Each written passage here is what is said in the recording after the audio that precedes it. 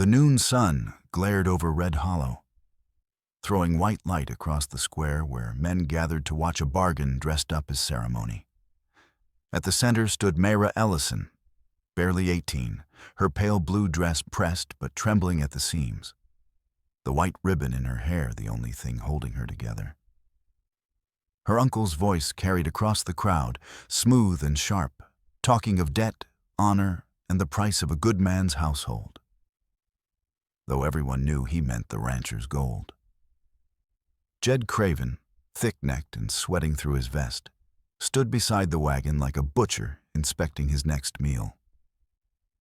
"She's young, God-fearing, and quiet," the uncle said. "Best you'll find west of Abilene." The laughter that followed felt like heat against her skin. Mayra's hands stayed clasped, knuckles white. Her eyes fixed on the open road beyond the corral fence where the sky spread wide and merciless. A paper was signed. The crowd murmured approval, and she was led forward like something purchased, not promised. But before Craven could pull her up onto the wagon, a deep voice cut through the noise. "That's enough." The words fell heavy, calm but commanding. Heads turned. From the far end of the street, a giant of a man approached, broad-shouldered, coat unbuttoned, sunlight catching the silver spur at his heel. He moved slow, deliberate, each step carrying the weight of someone who'd seen too much and still believed in decency. "You interfering again, Colt Ransom?" someone called, half nervous, half mocking. The man didn't answer. His gaze locked on Mayra, and she felt the world still. "You'll let the girl go," he said. Craven spat. "You planning to buy her, cowboy?" Colt's eyes narrowed. "I don't buy people." The crowd's laughter faltered. Even the horses seemed to listen. "Then she comes with me," Colt said. "Debt's mine now." He tossed a worn leather pouch at the uncle's feet, the coins inside clinking like thunder in the silence. Craven's hand twitched near his holster, but Colt didn't move. He didn't have to. There was something in his stillness that made violence feel foolish. "Take your money and go," Colt said softly. The uncle hesitated, then nodded, greed overtaking pride. As Mayra stepped down from the wagon, Colt extended his hand, rough and sure. She took it, her palm vanishing inside his. And for the first time that day, the air didn't burn. The town watched in silence as they walked away under the bright, merciless sky. Two figures defying what everyone called right and heading toward something far more honest. The open plains stretched before them, wide and shimmering under a hard blue sky, the kind that made even sin look small beneath it. Colt rode slow beside the wagon, reins loose in his hand, the silver spur at his heel catching sunlight every time his horse shifted. Mayra sat on the wagon bench, her hands resting in her lap, the white ribbon now tied around her wrist instead of her hair. A quiet rebellion against everything she'd just left behind. They hadn't spoken since leaving town, but the silence wasn't cruel. It felt like both were learning how to breathe again. The air smelled of wild sage and sun-warmed leather, the sound of hooves steady as heartbeat. Finally, she asked, "Why did you do it?" Colt kept his eyes ahead. "Because I remember what it's like to be owned by someone else's mistake." She looked at him, puzzled. "You?" He nodded once, jaw tight. "Army called it service. I called it a long chain I had to break." Mayra turned her gaze toward the horizon, the thought settling heavy and strange. "And what now?" she asked. "You go home?" "I don't have one." His eyes softened, though his tone didn't. "Then you make one. That's how it starts for most of us."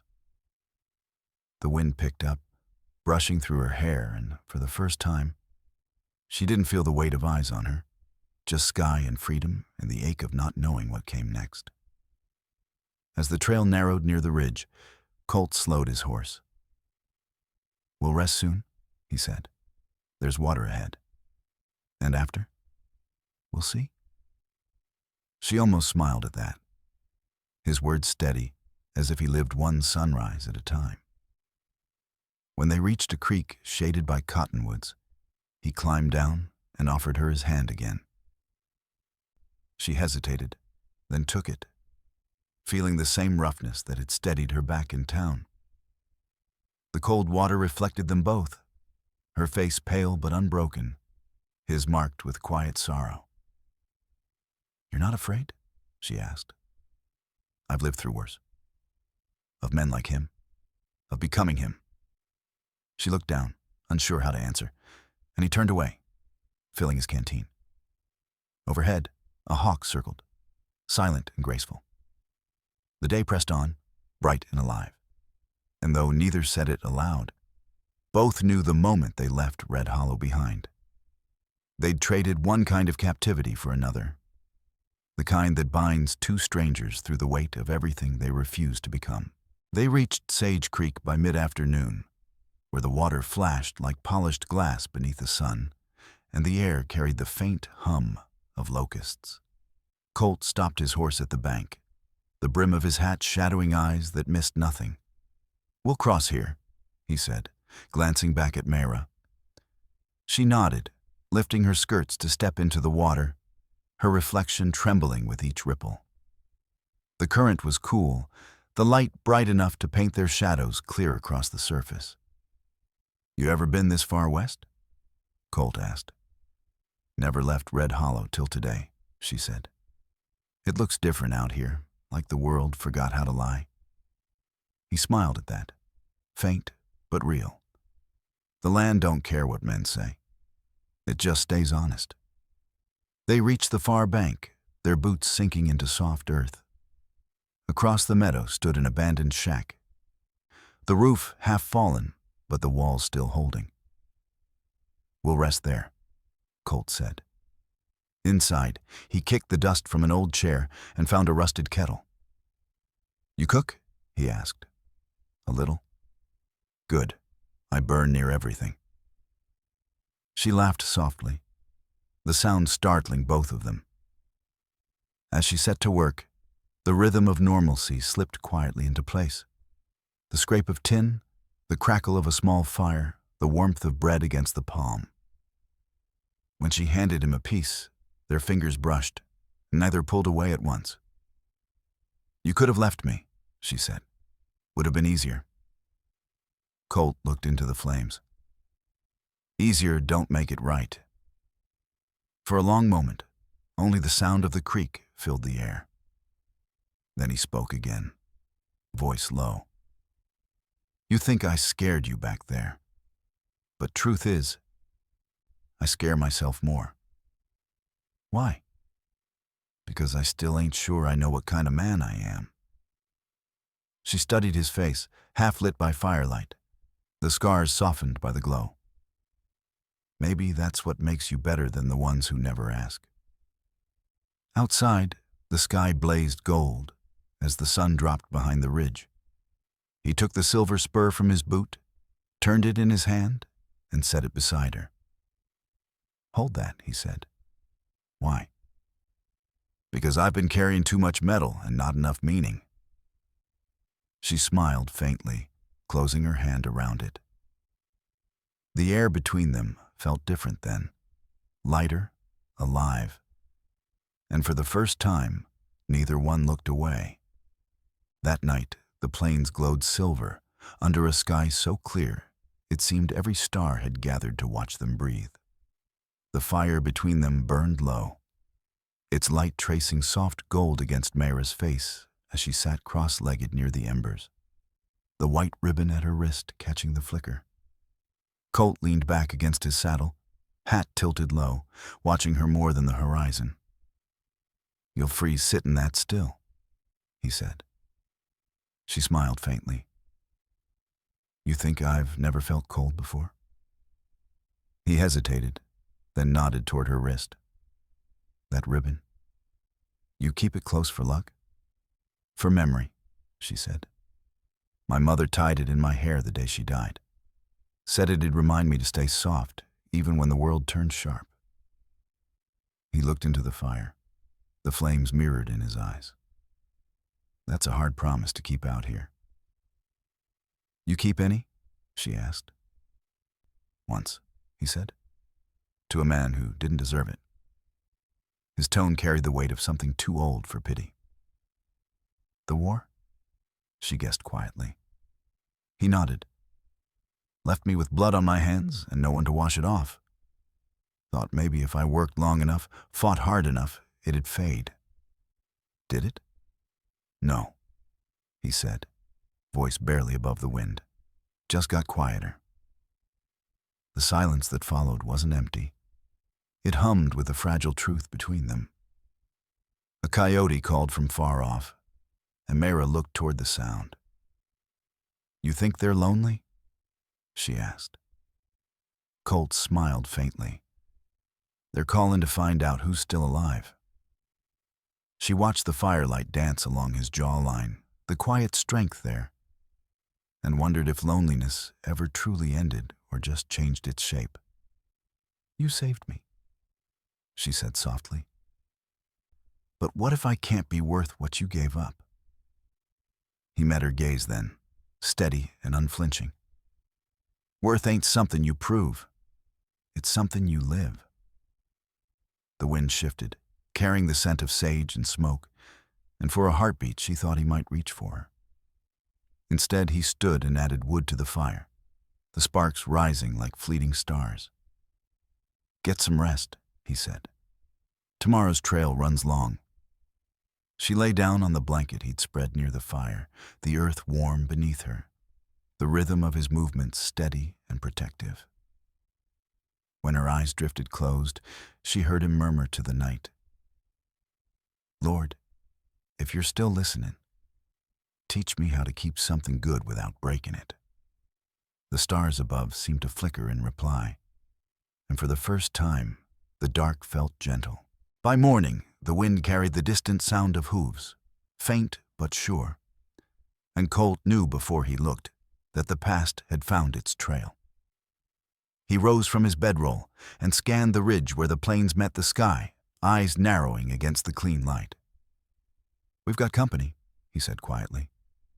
Mayra stirred, still wrapped in her blanket, the ribbon loose at her wrist.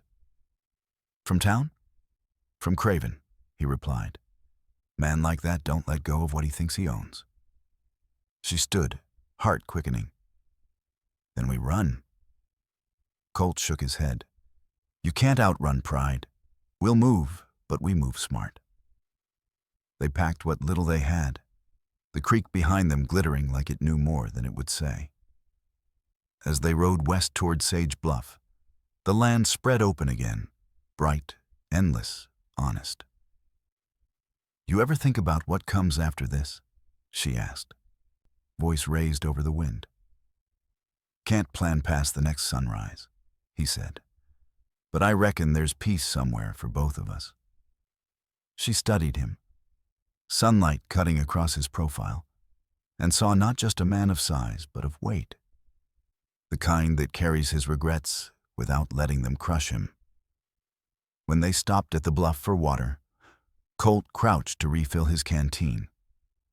The sound of gunfire split the quiet, sharp and cruel. He pushed Mayra down behind a rock, his rifle already in hand. Across the clearing stood Craven, face red, eyes wild, 2 hired men flanking him. You thought you could steal what's mine? Craven shouted. Colt's voice came low and steady. Wasn't stealing, just stopping a crime you called business. Craven sneered. You can't save her, boy. You're just another fool playing hero. Maybe, Colt said. But at least I'll die facing you, not hiding behind paper and lies. The next shot cracked, hitting the dirt inches from his boot. Colt fired back once, clean and precise. The echo swallowed by wind. Craven fell to his knees, hand clutching his arm, the rage on his face replaced by disbelief. His men hesitated, then turned their horses and fled. Colt stayed still, watching him. "It's done," he said. "Go home." Craven spat blood and stumbled away, leaving his pride in the dust. When the silence returned, Mayra reached for Colt's sleeve. "You didn't have to spare him." He looked out over the horizon. Didn't want his ghost riding mine. The light caught her face then, and she saw something deeper than defiance. Mercy carved into muscle. The sky turned the color of copper by the time they reached the ridge above Hollow Creek, the air trembling with the echo of thunder that wasn't weather. It was hooves. Colt stopped, hand raised, eyes cutting across the open land. A dozen riders climbed the trail below. Craven's mark burned into their saddles. "They're not done," he muttered. Mayra looked at him, fear quick but quiet. "Then neither are we." He smiled at that, just barely. They moved toward the old windmill near the creek, its blades broken, but its frame still standing like an old sentinel. Colt tethered the horses and checked his rifle. "You stay low," he said. "If I fall, you ride. I'm not leaving you." "Ain't asking permission," he said, eyes soft despite the steel in his voice. The riders came fast, dust pluming around them, and soon the sound of metal and breath filled the air. Colt fired once, twice, each shot clean, forcing the rest to scatter. Then a rope cracked through the air, looping his arm, pulling him hard against the post. Pain lanced through his shoulder, but he didn't shout. Mayra rose from the brush, heart hammering, and grabbed the axe he'd left beside the firewood. The man holding the rope sneered. "Stay back, girl." She didn't. The blade hit the line in one swing, the rope snapping free just as Colt turned, slamming his fist into the man's jaw. The fight was fast and brutal, men against the kind of resolve that can't be bought. When the last rider fled, leaving only silence and the smell of gunpowder, Mayra knelt beside Colt. "You're bleeding?" she whispered. He looked at the torn sleeve, shrugged. "Better than not feeling nothing." She laughed, tears cutting through dirt on her cheeks. "You could have died." "So could you," he said, voice low. "But you didn't run." She reached for his hand, and he didn't pull away. The fire crackled nearby, warm and defiant. Above them, the first stars broke through the fading light. "What happens now?"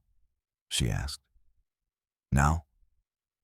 He looked toward the horizon where dawn would come. "Now we stop running from ghosts and start living for something worth losing." He took the broken rope and tied a single knot in the middle before tossing it into the flames. "That's the last chain between me and what was." The wind carried the smoke east, and the night swallowed their silence whole. When morning came, the land lay still, washed clean by a faint drizzle that turned the air cool and alive. The fire had burned to soft embers, the rope nothing but ash in the dirt. Colt sat near the creek, rinsing blood from his forearm, the wound shallow but stinging. Mayra knelt beside him, bandaging his arm with the last strip of linen torn from her underskirt. "You're lucky," she said softly. "Luck's just the name we give borrowed time," he replied, his voice calm but weighted. She tied the knot firm, her fingers brushing the roughness of his skin, and for the first time, he didn't pull away. The clouds broke then, sunlight spilling over the ridge, scattering across the water in bright coins of gold. "You ever think about going back east?" he asked. "To what?" she said, smiling faintly. "The people who sold me. Then maybe head north. And leave you?" He looked at her, a quiet sadness flickering behind his steady gaze. "You don't owe me anything." "Maybe not," she said, "but I'm not done learning why you still flinch when someone's kind." He exhaled slow, turning a small pebble in his hand, then tossed it into the creek. World taught me that kindness costs blood. Then let me pay some of it back.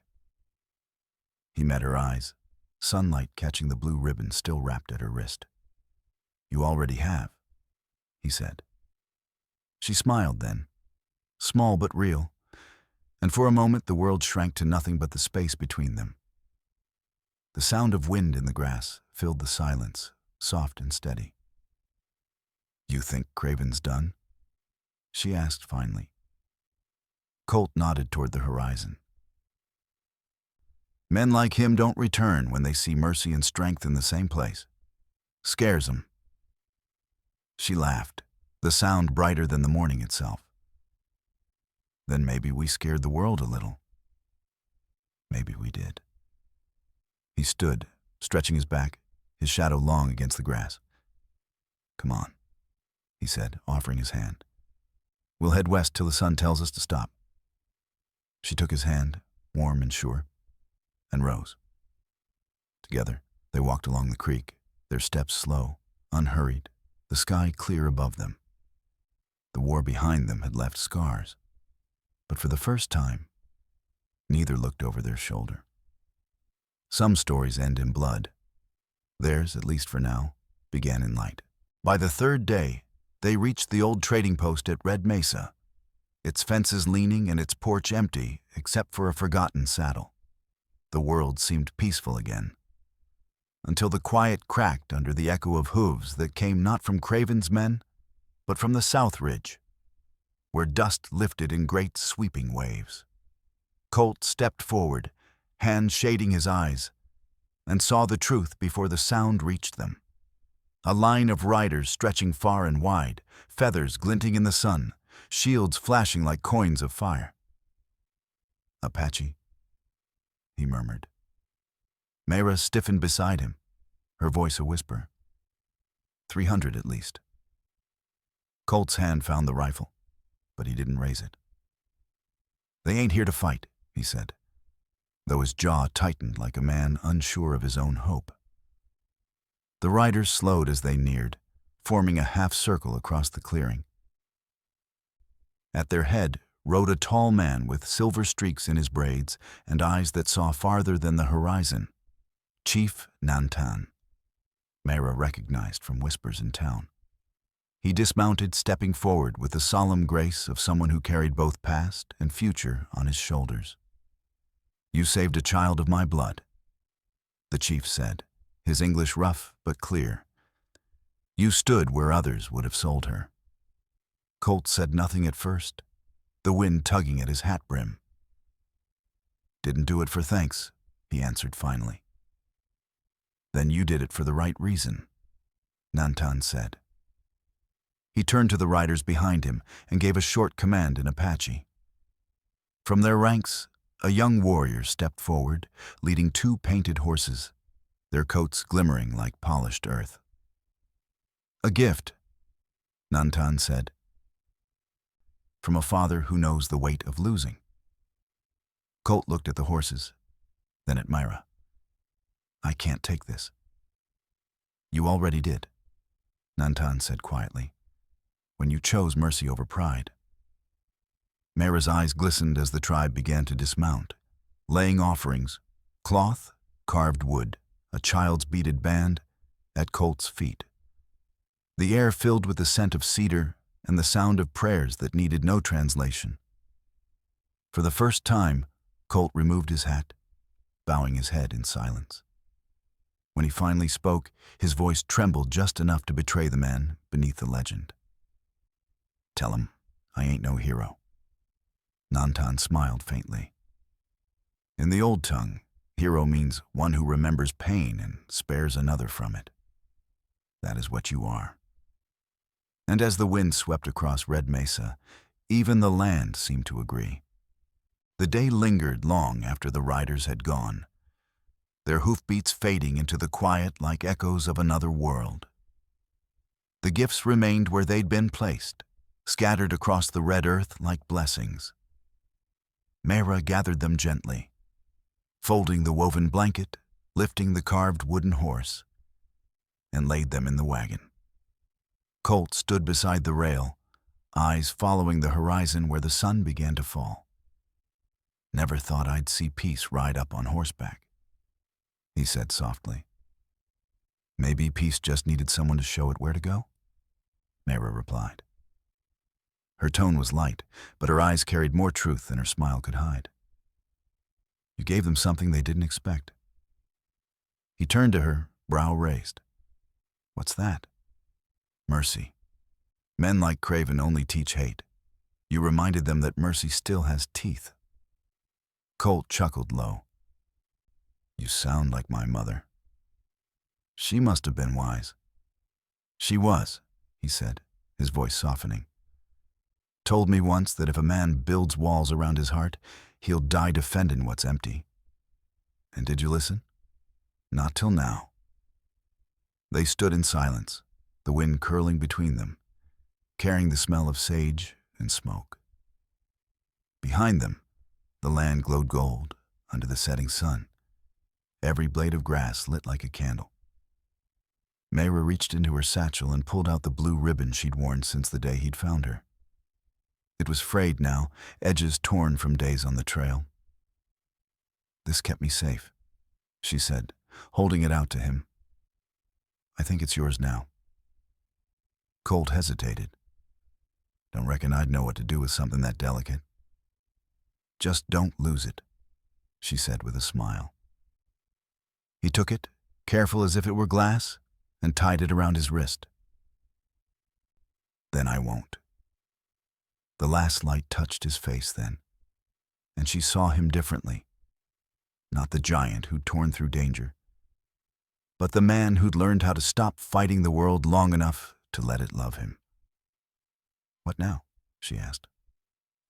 He looked west, where the mesas stretched into shadow. "Now we build something that lasts longer than hate." "Like a home?" "Like a home," he said. The word felt strange on his tongue, but it stayed there, alive. As the stars began to rise, they gathered the horses and walked side by side toward the faint glow of the valley below, where the promise of peace waited, quiet but certain. Weeks later, spring crept gently over the valley, painting the grass in shades of green the land had forgotten. A small cabin stood by the edge of the creek now, its chimney sending up a thin line of smoke that twisted like a prayer into the wide blue sky. Colt stacked the last piece of firewood by the porch, while Mayra swept the dirt from the steps, her hair loose and golden in the light. "Never thought we'd stay long enough to need chores," he said. "Never thought I'd want to," she replied, smiling without looking up. The scent of baking bread drifted from inside, the first loaf they'd made together. He leaned against the doorframe, arms crossed. "You know, that bread smells like something I used to dream about when the winters got too mean. Then maybe dreams were trying to tell you where to go. Took me long enough to listen." She laughed softly, a sound that fit the air like music. From across the creek, the faint call of riders echoed. Peaceful this time, a hunting party passing through. They paused to lift their hands in greeting, and Colt raised his in return. The gesture felt simple, human, right? Inside the cabin, the fire glowed bright, flickering across the walls where shadows told stories of everything they'd survived. Mayra set the bread on the table, brushed flour from her fingers, and turned to him. "You ever miss the road?" "Sometimes," he said, stepping closer. "But I ain't never missed a person till now."